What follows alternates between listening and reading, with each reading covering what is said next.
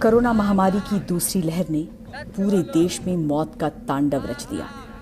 चार कंधों पर टिककर जो जिंदगियां खत्म हुई, उनका सही हिसाब अभी होना बाकी है। कोरोना काल की ये तस्वीरें सबसे भयावह त्रासदी की बानगी है।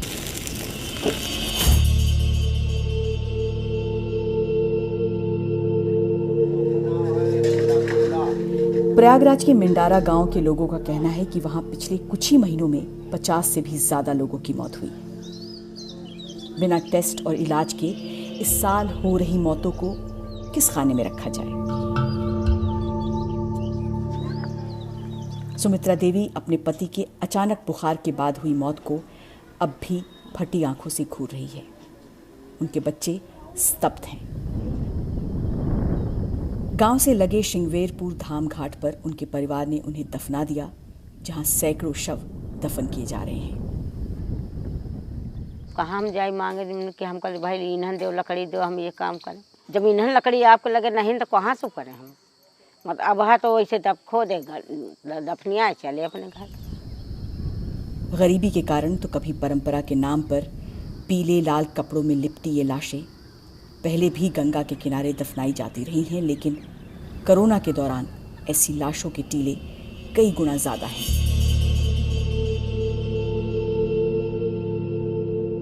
ये प्रयागराज का बहुचर्चित घाट है, श्रृंगवेरपुर का राम घाट। ये जितनी लाशें हैं जो कि अलग अलग घाटों पर दफनाई गई हैं, जाहिर है जब मानसून आएगा और गंगा का स्तर उठ करके वहाँ जहाँ गंगा है उठ करके वहाँ तक चली जाएगी, जहाँ आप देख पा रहे हैं वो जो एक टेम्पल, एक मंदिरनुमा जो स्ट्रक्चर है, वहाँ तक चली जाएगी। तो ये सारी लाशें जाहिर है बह करके गंगा में समा जाएंगी। तो इसका पर्यावरण पर, स्वास्थ्य पर, यहाँ जो आसपास लोग रहते हैं उनके स्वास्थ्य पर, यहाँ के पर्यावरण पर क्या असर पड़ेगा? जिस तादाद में यहाँ पे लाशें इस बार दफन हुई हैं, ये सवाल ज़रूर अब लोगों के मन में उठ रहा है। रेत के टीलों में धसी ये लाशें कब तक टिक पाएंगी? डेड बॉडी डिकम्पोज होने में साल भर लगती है। अभी यही देखिए माउंट बन गया है। अभी ये हवा चल जाए, मई जून का महीना हवा चलेगी, ये पूरी मिट्टी रोड हो जाएगी, डेड बॉडी ऊपर आ जाएगी। एक तो ये हुआ, बदबू आएगी, पूरा रहना मुश्किल हो जाएगा। तमाम गैसेज रिलीज होगी, ऑक्सीजन के साथ साथ वो भी लोग इनहेल करेंगे, पूरे पड़ोस के लोग जितनी नदियों किनारे बसे हुए हैं। तीसरा, जब पानी बरसेगा ये सब इरोड होगी यहाँ से वहाँ तक। आप देखिए 1 मील तक लाशें दफन हैं। इसके साथ कपड़े भी हैं, उसके साथ कफन भी है, उसके साथ चुनरी भी है, ये एडिशनल है, और डेड बॉडी अलग है। ये सब इतने पानी में जा करके गंगा की कौन सी दुर्दशा करेंगे, इसको लोगों को सोचना चाहिए, जो नीति निर्धारक हैं। गंगा से जुड़ी करोड़ों लोगों की आस्था है। शायद इसीलिए शवों से पटे होने के बावजूद घाटों पर अब भी उनका आना जाना लगा हुआ है। क्योंकि हमारे पूर्वज हैं, इसलिए मैं आता हूँ, स्नान भी कर लेता हूँ, पानी भी पी लेता हूँ, लेकिन जो दिल है ये नहीं मानता। ये गंगा के किनारे पर नहीं था, बल्कि दूर हो जाता था, लेकिन आज का हम देख रहे हैं कि एकदम घाट पे ही गाड़ दिए हैं। ये बहुत ज़्यादा जो है, इस पर कोई ध्यान ही नहीं दिया। गंगा की सफाई एक चुनावी नारा और वादा रहा है।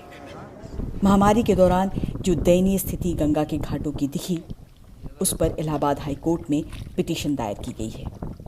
जो डेड बॉडीज़ पाई गई हैं गंगा के घाटों पे, जैसा कि हमारे अनुच्छेद 21 में कहा गया है भारतीय संविधान में, कि उनका जो है आफ्टर डेथ भी जो है डिस्पोजल जो है वो एक कह लीजिए तो एक मानवीय तरीके से हो, विथ ह्यूमन डिग्निटी हो। कोई मर गया है तो उसका अनुच्छेद 21 जो है ख़त्म नहीं हो जाता मरने के साथ। कोर्ट्स बार बार कहती हैं कि अनक्लेम्ड अगर बॉडीज़ हैं तो सरकार की जिम्मेदारी है। लोग कह रहे हैं कि प्रशासन इस स्थिति को इतना भयावह होने से रोक सकता था। प्रशासन की राय अलग है। इतना भय और इतनी महामारी थी कि उस वक्त लोगों ने उसको जैसे जो सुविधा मिल पाई, क्योंकि सुविधाओं का भी थोड़ा सा ये था कि लकड़ी उस जैसा होता है उतनी लकड़ी नहीं मिली किसी को। अगर अपने परिवार का भी कोई लाया तो उसने इतना गड्ढा किया और उसके ऊपर रख के बालू ऊपर कर दिया। कुछ हॉस्पिटल भी ले आए और उन्होंने किया, क्योंकि उनकी भी जिम्मेदारी बनती थी कि उन्हें अंतिम जगह तो पहुंचाना ही है। इतनी पुरानी बॉडी है तो अब उसको हाथ लगाने भी लायक नहीं है, उठाने लायक भी नहीं है। उन्हें हम जेसीबी से थोड़ा और गड्ढा करके उन्हें दबवाने की कोशिश कर रहे हैं कि उन्हें दबा दिया जाए, और दबा के थोड़ा सा ये है कि पानी घाट के किनारे वाली चीज़ों को थोड़ा कम हटा दिया जाए। क्या प्रशासन का ये कदम बहुत देर से या बहुत थोड़ा साबित होगा?